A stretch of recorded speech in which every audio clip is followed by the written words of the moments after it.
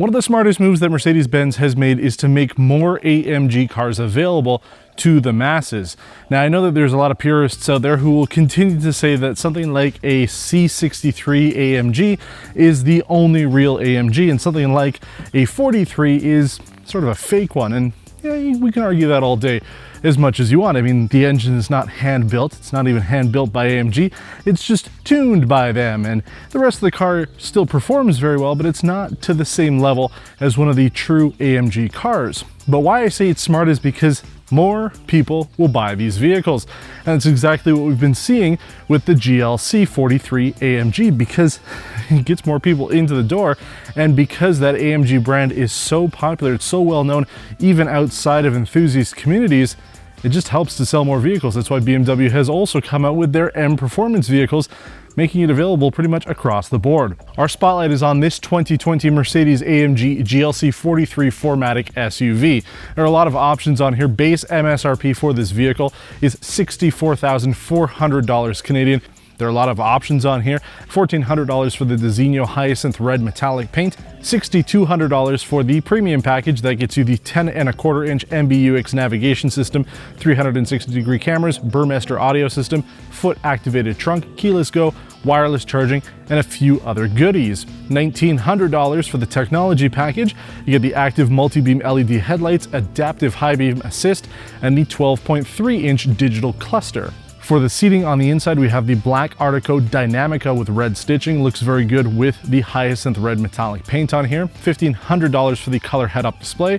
$3,000 for the AMG driver's package. That is very well recommended on any of the AMG models you take. That comes with these 21-inch AMG 10 twin-spoke alloy rims, the AMG Napa Dynamica Performance steering wheel, AMG Performance exhaust, the AMG drive unit, and the AMG track pace. Now, we've talked about most of that stuff before. The AMG track pace gives you a lot of telemetry inside the infotainment system to tell you what's going on with the car. Very cool features there. It kind of puts a one-up on BMW, considering BMW is supposed to be the performance luxury company. The AMG drive unit adds controls to the steering wheel to be able to change the sport modes on the fly.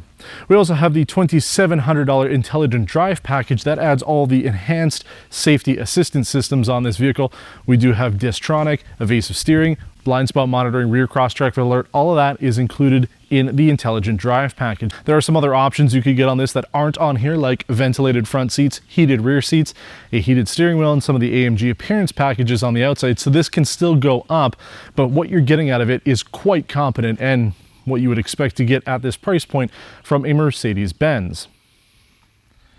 Now, I say that this is the AMG for the masses because it is somewhat affordable. Again, like those M Performance vehicles from BMW, it's not a staggering price for what you get out of it. This is a 3-liter AMG tuned M276 V6 bi-turbo engine.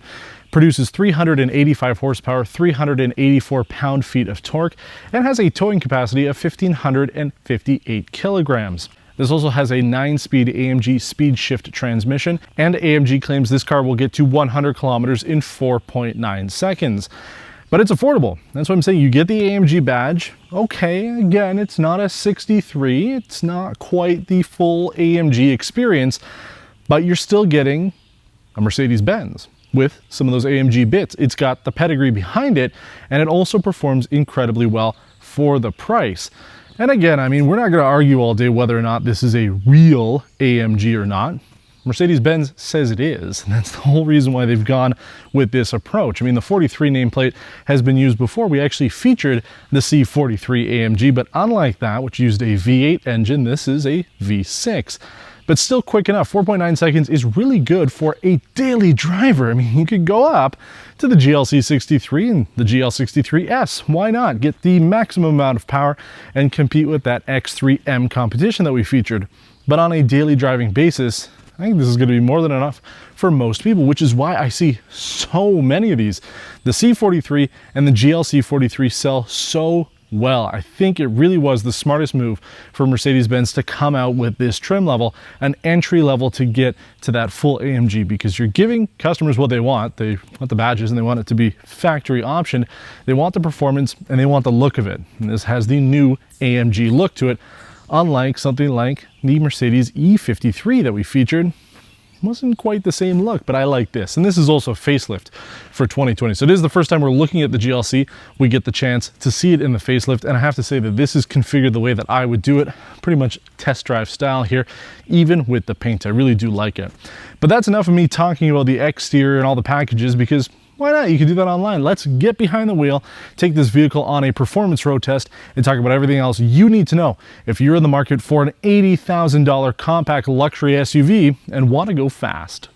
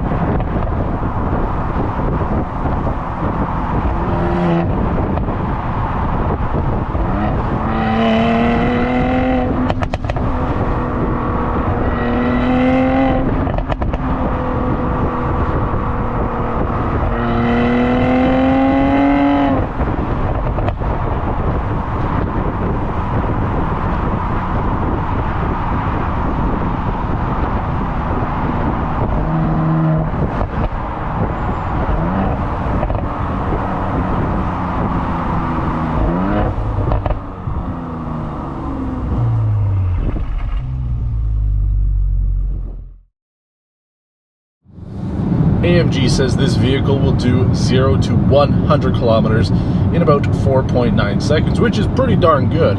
It is faster than the only other 43 series Mercedes-AMG I've driven, which was the 1999 C43 AMG. That car would do it in 5.7 seconds with a monster V8 engine. This being a bi-turbo V6 though, it's pretty impressive that you can do less. However, I think we could do better than that 4.9 seconds. And the great thing is, with all of the telemetry that we get through the AMG track pace, you can tell for sure exactly how quick you were able to do 0 to 100.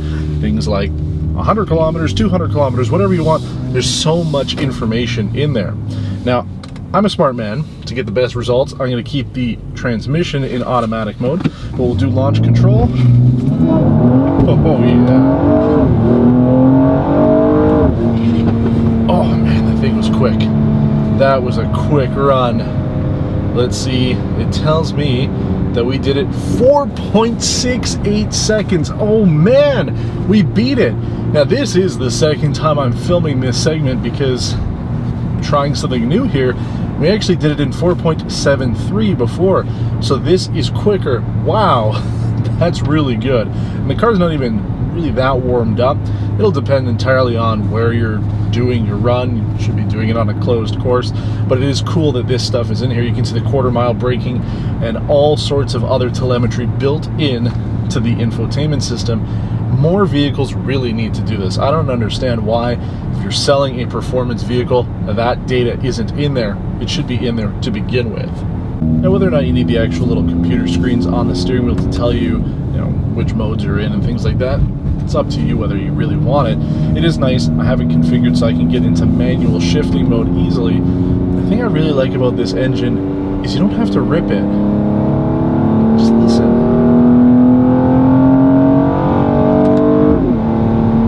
Oh, it sounds so good with that exhaust. And that's why I say if you're doing a launch, you'll probably want to keep the system in automatic shift mode. In manual shift mode, even though the red line is about 6,500 RPM, if you shift it about 6,000, it's not happy, especially if you're ripping it hard. It really wants to shift under 6,000 RPM, which is why if you're going for maximum numbers, you want to get the best results you can for that, whether it's quarter mile or just 0 to 100, you're going to want to keep it in automatic mode. But what I do like about it is it sounds great, much like we would expect from a vehicle at this price point, especially a performance model like this. The crackling is excellent. A downshift, ooh, it sounds good. And because it's an AMG, performs the way you would expect an AMG to. You can throw it into the corners.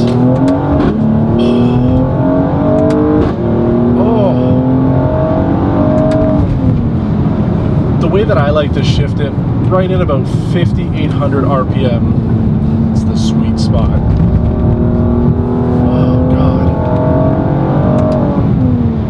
so good. It sounds fantastic, and it goes like hell too. Yeah, you'll have the people who are going to continuously complain that, oh, you know, it's not a real AMG, blah, blah, blah. Mercedes says it is. And yeah, you're not getting the ultimate performance from a GLC 63 or even the GLC 63S. But on a daily driving perspective, this thing is plenty fun. You will have a smile on your face all the time. Even if you put it in comfort mode, it still can control the exhaust and have it in that excite mode. And especially if you use the emotion start system, which best way to do it for me, you put the car into Sport Plus by turning on the accessory power first, and then hold down the left paddle shift while you have the foot on the brake and start it. Gives the car a little blip, a little emotion to start it off, and it sounds really nice. That's the way you should always start this car.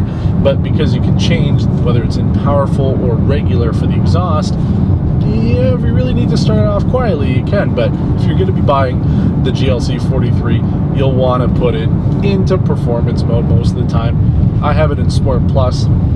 Yeah, it's firm. It's one of the things that people, they always seem to forget. We mentioned this when we did the BMW X3 M competition. People complain that that vehicle has a stiff suspension. That's the point of it. And same thing with this. The point is to have a stiffer suspension because it's a performance model. It's a sportier vehicle than the regular GLC 300. So if you're looking for that experience, that is what you will get. If you're looking to have a comfortable, relaxing, quiet experience, don't buy this car. Buy the GLC 300. You're going to have a firmer suspension. And that's the way that it works for this, and I like it. It feels good. The quietness in here, it's not really the greatest, but again, that's the point. And one of the complaints that I have seen before about the previous entry level, more or less, compact luxury SUV from Mercedes-Benz was the build quality. With this, I find everything is put together the way it's supposed to. Center console here, nice and firm. There's no rattling going on at about 3,800 kilometers on this. Everything is built the way that it should be. Your mileage may vary, but considering these press cars do get beaten up a little bit more than your average vehicle, I'd say that it's held up very well and goes to show that the build quality on this has improved from previous model years. Now, I do have one complaint about this vehicle. It's the paddle shifters, the flappy paddles. Yeah, they feel good. They're nice and metallic and heavy. They have a good click sound, but they're attached to the steering wheel, so as you're going around a corner, they're going with the wheel too. The only vehicle I've tested that puts them on the actual steering column was the Alfa Romeo Stelvio. That car is meant to be a performance, meant to be a fast car. It's got them where it should be. With this, I'm always finding, especially since the first gear is kind of short, you can only get to about 15-20 kilometers with it, I have to shift up as I'm making most of my turns, which is annoying because then I have to quickly think about where the stupid thing is. So please, if you're going to build a performance-oriented vehicle, put the paddle shifters on the steering column. I hate it. That's the only real major complaint I have about this. Everything else works really well. Backseat space is good, pretty comparable to what we saw a couple weeks ago with the 2020 Lincoln Corsair. Obviously, it's a different beast when you're looking at this performance model, but even something like the BMW X3 M competition that we featured, interior space on this is good. And that's one complaint that I've had about some of the sedans Mercedes-Benz has produced recently. The interior, especially the driver's compartment, feels really tight. It's a little smaller now, especially the newer models. They're getting really tight in there compared to some of the older ones. But I find with this, as a big guy, as a tall guy, I am comfortable sitting here. I don't feel like I'm too tight on my shoulders or my arms. I've got good space. This is comparable to what the E-Class used to be before this generation. Now it's just gotten a little too tight for my tastes. And same thing with the backseat space. So this is one of the few times that I will actually say, if I were in the market for a compact vehicle, if I'm going to take either a sedan or this crossover, I'm actually going to take this over the C-Class. I just feel that I fit a lot better in this. So chalk one up to the SUV crowd. It's the first time I'll take it.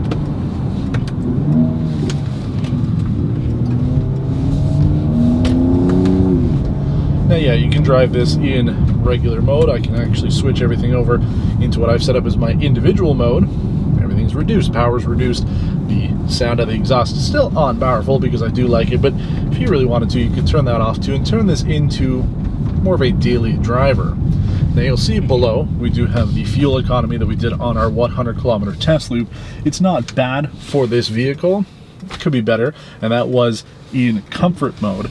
So it could be a lot better if you're looking for fuel economy as a priority. This won't be the vehicle to go for. But if you're looking for something that's fun and exciting, then definitely consider the GLC. It's right up there in terms of performance and overall feel that we had with the BMW X3 M40i. Obviously, they compete directly against each other. They have similar power, similar types of engines. Space and pricing is very similar as well. Although this is about $5,000 more than the X3 M40i that we featured. Could be just because of the configuration on it, so it depends on what options and packages you put for either one. But if I were to pick between those two, I would take this Mercedes-AMG. I found that the build quality on the X4 wasn't quite there, and you also had last year's technology with it, whereas this, you've got the most recent version of MBUX. Everything in here feels good. You can option things like ventilated front seats, which would have been nice during the summer, but there are more features that you can get with that. Plus, I gotta say, the AMG track pace stuff is the way to go. I just don't get why BMW doesn't have that included in iDrive. It should be there. They are supposed to be the performance luxury brand, whereas Mercedes is more luxury oriented. They've got it. It's good. If you're really on the fence about this, if you're seriously considering about an $85,000 compact luxury SUV, and you're considering this or the BMW, and you're just curious kind of what you should decide, keep this in mind. No matter what you buy, there's always going to be somebody out there who is going to be negative about it, and that's the complaint with these 43 series AMGs, is they're not real AMGs, or whatever the excuses that people give you. But the point is, when you're buying a car, it needs to make a connection with you. You have to enjoy it.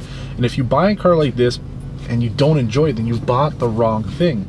But if you're like me, you're behind the wheel of this and it gives you the biggest smile that you've had, you enjoy driving, you enjoy pushing it, then it doesn't matter what other people think. The point of buying a car is for you to enjoy it.